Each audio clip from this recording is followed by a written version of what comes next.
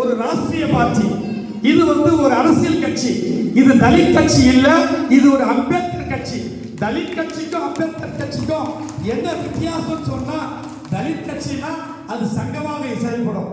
அம்பேத்கர் கட்சினா இந்த மக்களின் விடுதலைக்காக, இந்த மக்கள் நாளை ஆள வேண்டும் என்று சொல்வதற்காக உருவாக்கப்பட்ட கட்சி. ஏதோ மனு போன்ற சமூகமாக இல்லாமல் நாம் ஆட்சி அதிகாரத்தில் உட்கார வேண்டும் என்று சொல்லக்கூடிய கட்சியாக தமிழ்நாட்டில் உருவாகிய கட்சி இன்று இந்தியா முழுமைக்கும் அனைத்து மாநிலங்களிலும் அம்பேத்கர் இயக்கமாக, அம்பேத்கர் அரசியல் கட்சியாக இருக்கக்கூடிய கட்சி நம்முடைய கட்சி. நம்முடைய தலைவர், தேசிய தலைவர் அண்ணன் திருமாவளவன்.